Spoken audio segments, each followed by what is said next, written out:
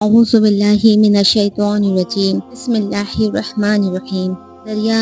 کے نام خط۔ روایت ہے کہ امیر مومنین حضرت عمر فاروق رضی اللہ عنہ کے زمانے میں ایک مرتبہ مصر کا دریائے نیل خشک ہو گیا۔ مصری باشندوں نے مصر کے گورنر عمر بن عاص رضی اللہ عنہ سے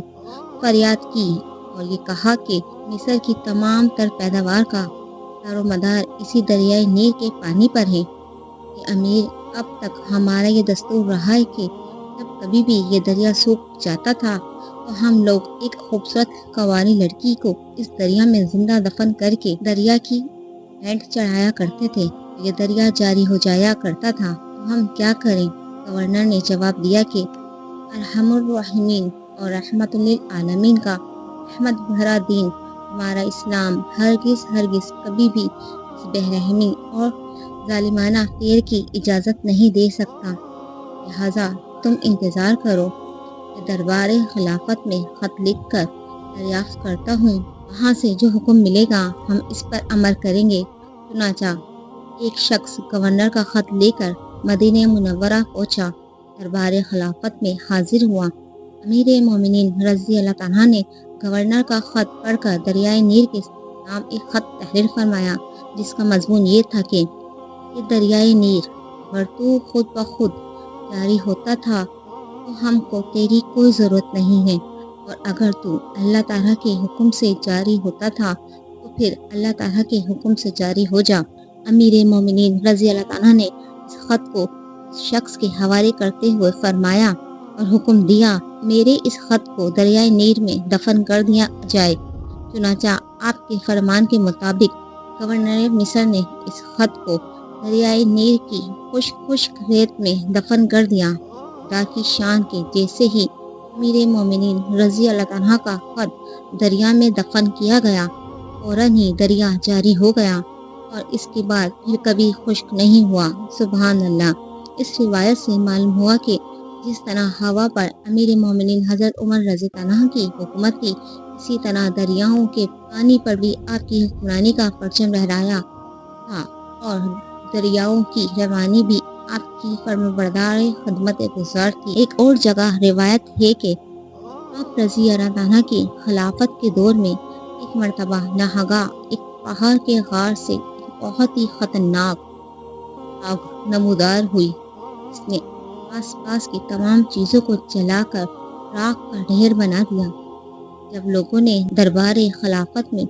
فریاد کی تو امیر مومنین رضی اللہ عنہ نے ایک صحابی کو اپنی چادر مبارک عطا فرمائی اور ارشاد فرمایا کہ تم میری یہ چادر لے کر آگ کے پاس چلے جاؤ۔ چنانچہ وہ صحابی اس مقدس چادر کو لے کر روانہ ہو گئے، اور جیسے ہی آگ کے قریب پہنچے یک وہ آگ بجھنے اور پیچھے ہٹنے لگی، یہاں تک کہ وہ غار کے اندر چلی گئی، اور جب یہ چادر لے کر غار کے اندر داخل ہو گئے تو وہ آگ بالکل ہی بجھ گئی اور پھر کبھی ظاہر نہیں ہوئی۔ سبحان اللہ۔ اللہ تعالیٰ نے آپ کو بہت سے کراماتوں سے نوازا۔ ایک اور کرامات آپ کی یہ ہے کہ حضرت امیر مومنین فاروق اعظم رضی اللہ عنہ نے سرزمین روم میں مجاہدین اسلام کا ایک لشکر بھیجا۔ کچھ دنوں کے بعد بالکل ہی اچانک مدینہ منور میں نہایت ہی بلند آواز سے آپ نے 2 مرتبہ فرمایا یا لبیک کہو، یا لبیک کہو، یعنی اے شخص میں تیری پکار پر حاضر ہوں۔ اہل مدینہ حیران رہ گئے اور ان کی سمجھ میں کچھ بھی نہ آیا امیر مومنین رضی اللہ عنہ کو کس فریاد کرنے والے کی پکار کا جواب دے رہے ہیں، لیکن جب کچھ دنوں کے بعد وہ لشکر مدینہ منورہ واپسی آیا اور اس لشکر کا سپہ سالار اپنی فتوحات اور اپنے جنگی کارناموں کا ذکر کرنے لگا تو امیر مومنین رضی اللہ عنہ نے فرمایا کہ ان باتوں کو چھوڑو، پہلے یہ بتاؤ کہ جس مجاہد کو تم نے زبردستی دریا میں اتارا تھا اور اس نے یا عمارہ ہو اے میرے عمر میری خبر لیجئے پکارا تھا، اس کا کیا واقعہ تھا؟ سپہ سالار نے فاروق جلال سے سہم کر کانپتے ہوئے عرض کیا کہ امیر مومنین رضی اللہ عنہ مجھے اپنی فوج کو دریا کے پار اتارنا تھا، اس لیے میں نے پانی کی گہرائی کا اندازہ کرنے کے لیے اس کو دریا میں اترنے کا حکم دیا، کیونکہ موسم بہت ہی سرد تھا اور زوردار ہوائیں چل رہی تھی، اس لیے اس کو سردی لگ گئی اور اس نے 2 مرتبہ زور زور سے یا امارہ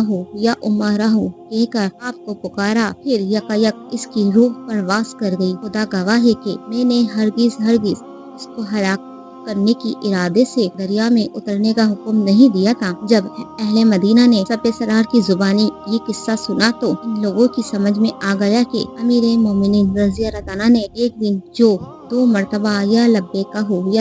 ہو فرمایا تھا اور در حقیقت یہ اسی مظلوم مجاہد کی فریاد و پکار کا جواب تھا۔ امیر مومنین رضی اللہ عنہ سپہ سالار کا بیان سن کر غض و غضب میں بھر گئے اور فرمایا کہ سرد موسم اور ٹھنڈی ہواؤں کے جھونکوں میں اس مجاہد کو دریا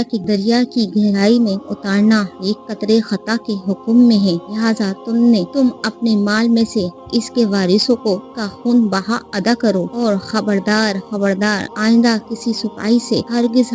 کبھی کوئی ایسا کام نہ لینا جس میں اس کی ہلاکت کا اندیشہ ہو، کیونکہ میرے نزدیک ایک مسلمان کا ہلاک ہو جانا بڑی سے بڑی ہلاکتوں سے بھی بڑھ کر ہلاکت ہے۔ امیر مومنین رضی اللہ عنہ نے اس وفات پانے والے سپاہی کی فریاد اور پکار کو سینکڑوں میل کی دوری سے سن لیا اور اس کا جواب بھی دیا۔ اس روایت سے ظاہر ہوتا ہے کہ اولیاء کرام دور کی آوازوں کو سن لیتے ہیں اور ان کا جواب بھی دے دیتے ہیں۔ سبحان اللہ، صلو علی الحبیب صلی اللہ علیہ وآلہ وسلم۔